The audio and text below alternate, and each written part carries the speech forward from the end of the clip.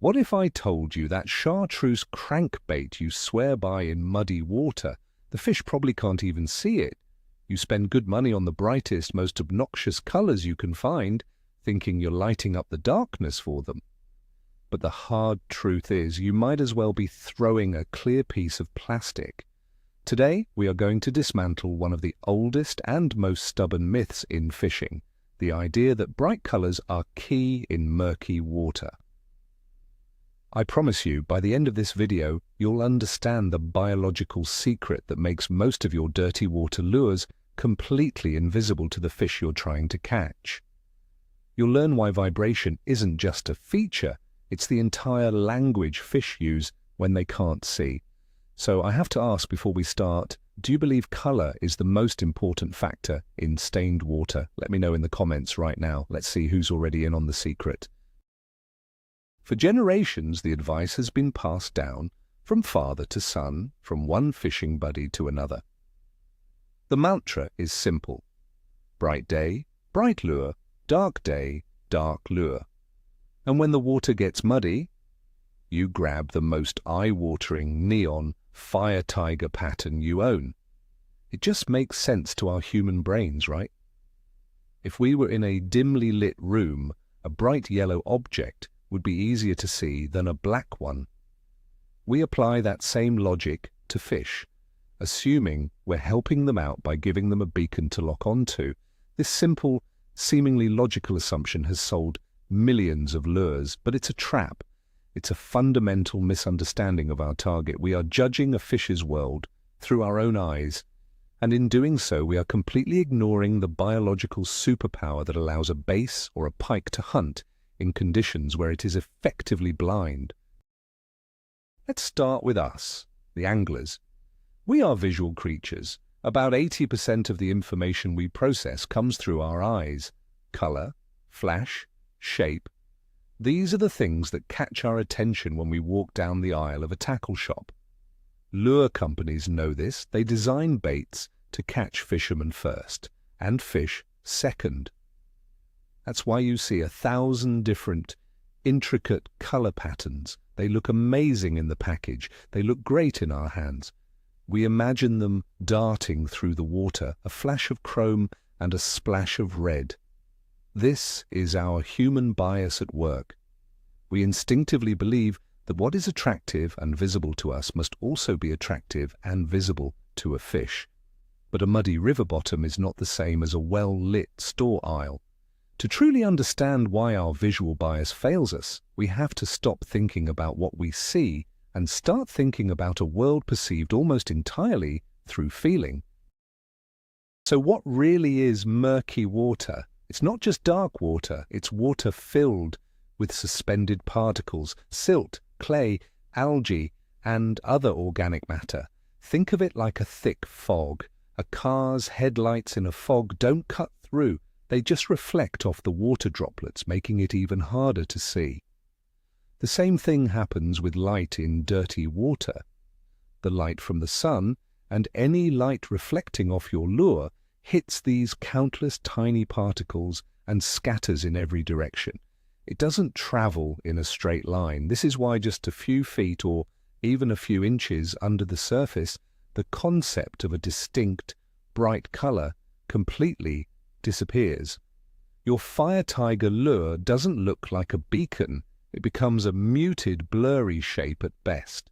At worst, it's just an indistinct gray blob, virtually indistinguishable from a brown or black lure.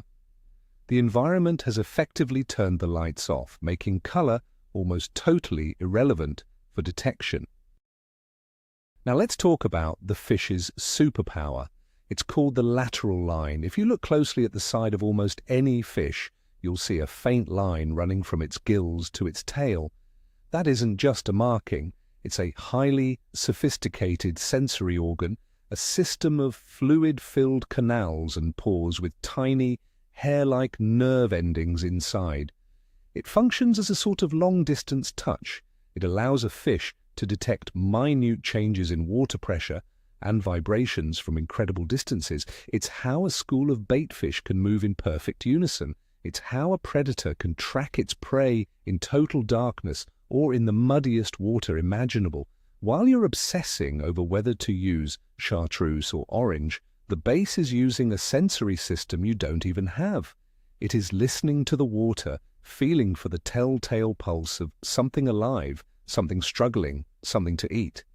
This is its primary hunting tool in low visibility conditions. Here's a simple way to think about how the lateral line works. Imagine you're standing in a completely dark room, so you can't see a thing. If someone on the other side of the room quietly drops a pen, you might not hear it, but if they start walking, you can feel the vibrations through the floorboards. You can tell which direction they're coming from, and you might even be able to guess if they're walking quickly or slowly.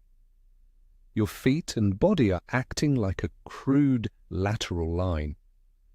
Now imagine that sense is 1,000 times more sensitive. That's the world a fish lives in. Your lure moving through the water is like someone walking across that dark room. It creates a pressure wave, a disturbance. The fish's lateral line picks up this signature. It can tell the size, speed, and direction of the object long before it could ever hope to see it. It's not seeing your lure, it's feeling its footprint in the water. When a fish is in murky water, its brain has to prioritize information. Which sense is most reliable? Sight is basically useless beyond a few inches. Smell can be a factor, but it's slower to travel and less precise for pinpointing a moving target. The one sense that delivers clear, actionable information is the lateral line. It's getting a constant stream of data about every disturbance in the water. A fleeing crawfish creates one kind of vibration. A struggling bluegill creates another. The fish's brain is hardwired to instantly recognize these signatures as a potential meal. Your lure, therefore, is in a competition of vibrations. If it produces a strong, compelling pulse, the fish will investigate. If its vibration is weak, unnatural, or non-existent, the fish's brain simply filters it out as background noise. The color is a non-factor at this stage. The initial decision to attack is made based entirely on this feeling. This brings us directly to myth number 1, the idea that bright colors cut through the murk. We've all heard it. You need something they can see from a distance, but, as we've discussed, the science of light in water just doesn't support this. There is no color, not even the most fluorescent chartreuse, that can magically slice through a wall of suspended silt. It's like saying a yellow jacket is easier to see in a thick, smoke-filled room than a black one. At a certain point, both are just invisible. Anglers who have success with bright lures in dirty water often make a critical error in judgment. They attribute their success to the color because that's what they can see. They don't realize that the successful lure, be it a crankbait or a spinnerbait, was also producing a powerful vibration. The fish bit because of the thump or the wobble, not the paint job. They just happen to be connected. Let's dig a little deeper into the science of light. Water itself absorbs light, with different colors being absorbed at different depths. Red is the first color to disappear, often within the first 15 or 20 feet in clear water. In murky water, this process is dramatically accelerated. The suspended particles don't just block light. They actively scatter the shorter wavelengths like blues and greens, while the longer wavelengths get absorbed. The result is a dark, monochrome world. The only thing that really matters for visibility isn't color, but contrast. A solid, dark object, like a black or dark blue lure, can sometimes create a more distinct silhouette against that slightly brighter, sediment-filled water column above it. It stands out not because it's bright, but because it's a void. This is why so many seasoned river anglers swear by a simple black spinnerbait or a dark-colored jig. They've learned through experience that contrast beats color every single time. Let's run a thought experiment. Imagine 2 lures. The first is a state-of-the-art crankbait, painted in the most brilliant, reflective, fire tiger pattern imaginable, but it has a very subtle, tight wiggle that displaces very little water. The second lure is a simple, solid black spinnerbait with a big, single Colorado blade. It has zero flash and no fancy paint. You cast them both into water with about 6 inches of visibility. Which one gets eaten? 9 times out of 10, it's the black spinnerbait. Why? Because while the crankbait is visually screaming, it's acoustically whispering. It's invisible and inaudible. The spinnerbait, on the other hand, is visually invisible but is acoustically screaming. That big, cupped blade is thumping and sending out powerful, low-frequency vibrations that the fish can feel in its lateral line from yards away. It's the equivalent of a dinner bell. The fish turns and hunts down the source of that vibration, and only in the last few inches does it even see the lure before engulfing it. So if vibration is the language, we need to learn the vocabulary. Let's talk about thump. When anglers talk about a lure having a good thump, they're referring to a distinct, low-frequency pulsing vibration. You can feel it in your rod tip. The classic example is a big Colorado blade on a spinnerbait. Thump, thump, thump. It's a rhythmic beat that displaces a lot of water. This is different from a wobble or a shimmy. A tight wiggling crankbait might vibrate at a much higher frequency but displace less water with each movement. In murky water, that strong, easily detectable thump is often the most effective signal. It travels further and is easier for the fish to pinpoint. It mimics the slow, powerful tail kick of a large baitfish or the lumbering movement of a crawfish. Your job is to stop thinking about what the lure looks like and start thinking about what it sounds and feels like underwater. You need to become a connoisseur of vibration. Let's analyze a classic, murky water champion, the Colorado blade spinnerbait. Why is it so effective? It's a masterclass in vibration. The magic is in that big, round, deeply cupped blade. As it spins, it doesn't just slice through the water like a willow blade. It grabs and pushes a huge amount of water. This creates that signature pulsing thump we just talked about. A bass can feel that from a long, long way off. The skirt on the spinnerbait pulses and breathes with each rotation of the blade, adding another layer of subtle vibration and a more realistic profile when the fish gets close. And what about the color? It's arguably the least important part of the equation.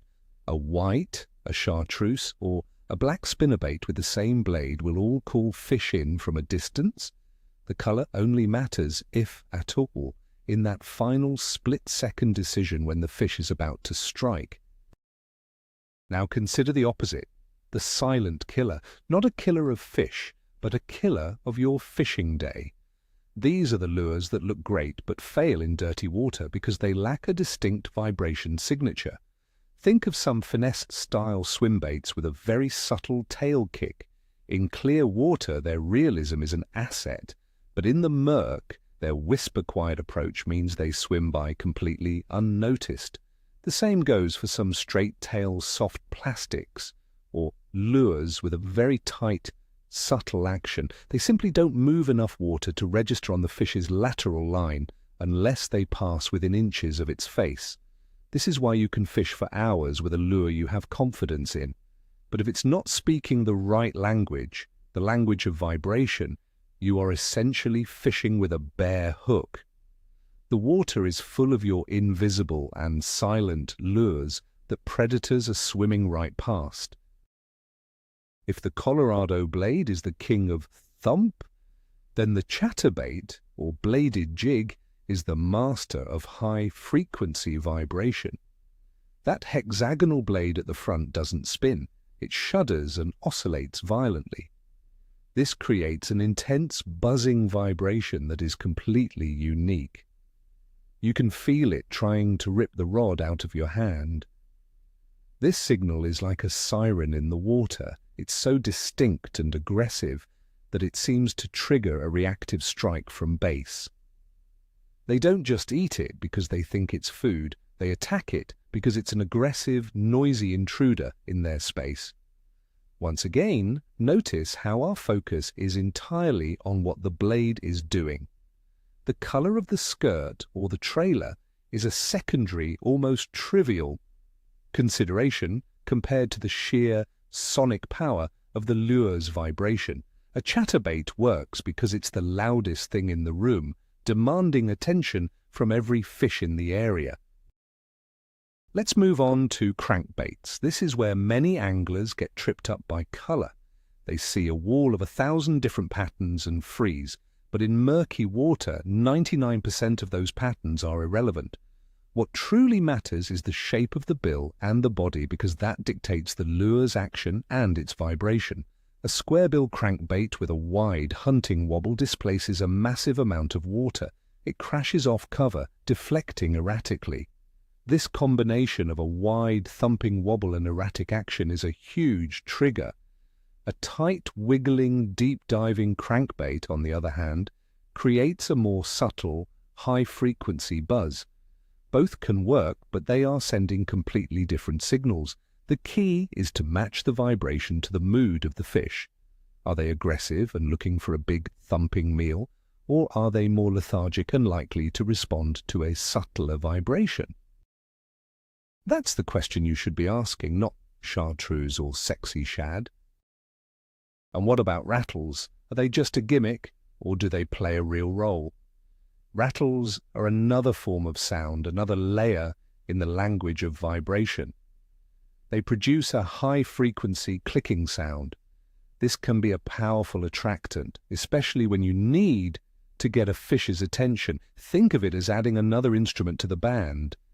Your crankbait has the bass drum of its wobble, and the rattles add the hi-hat. In some situations, this added noise can be the key to drawing fish from heavy cover or from a greater distance. In other situations, particularly in heavily fished waters or when fish are feeling pressured, the rattles can be a deterrent. The important thing is to think of them as a tool. Having both rattling and silent versions of your favorite murky water crankbaits allows you to experiment and find the specific sound the fish want on that particular day. The details matter. Not all vibrations are created equal. Let's go back to spinnerbait blades. A deep-cupped Colorado blade, as we said, produces a heavy thump. A flatter, more rounded Indiana blade produces a slightly faster, less intense vibration. A narrow, pointed willow leaf blade, on the other hand, is all about flash and high-speed rotation. It produces very little thump and is best suited for clearer water where that flash can be seen.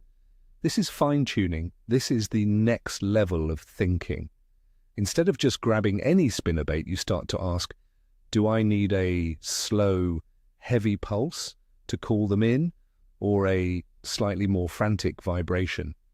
This is how you adapt to the conditions on the water. You are no longer just picking a color. You are choosing a specific vibration signature to match the environment and the mood of the fish. You're becoming a true student of the game. But what about soft plastics? Surely they are too subtle for murky water, right? Not at all. They just speak a quieter, more natural language. Think about a large paddle-tail swim bait. That boot tail kicks and thumps, sending out a very distinct vibration that mimics a baitfish. A craw-style bait with big flapping appendages also moves a surprising amount of water as you drag or hop it along the bottom. The key is water displacement. Even a simple ribbon tail worm creates a subtle, undulating vibration as it falls or is pulled through the water. Compare that to a straight-tailed finesse worm, which creates almost no vibration at all. In murky water, choosing a soft plastic with appendages or a tail that actively moves water is a critical decision. It's the difference between a lure that announces its presence and one that slides by completely undetected, no matter how much scent or flake is baked into it. So after all of this, does color ever matter in murky water? Yes, it does, but it's probably the last piece of the puzzle, not the first. Color comes into play in the final moments of the attack. A fish has detected the vibration of your lure with its lateral line. It has tracked it down, sometimes from 10 or 20 feet away. Now it's just a few inches from the bait and it's about to strike. In this tiny window, in that murky water, it might finally be able to make out a shape and a hint of color. This is where contrast can be a factor. A solid black or a very dark blue might create a more defined silhouette for the fish to target. A flash of white or chartreuse on the belly might provide a final little trigger, but notice the color did not draw the fish in. The vibration did all the heavy lifting. The color is just the final confirmation before the bite. This is what we can call the close range exception. The lure's vibration is what gets you the interview. The lure's profile and, to a much lesser extent, its color is what seals the deal in that final second. In water with, say, 1 foot of visibility, a fish might see the general shape and flash of a lure as it gets close. This is where a hint of a natural color, like a shad pattern or a bluegill pattern, might help convince a wary fish. But if the lure didn't have the right vibration to get the fish's attention in the first place, it doesn't matter if you have the most photorealistic paint job in the world.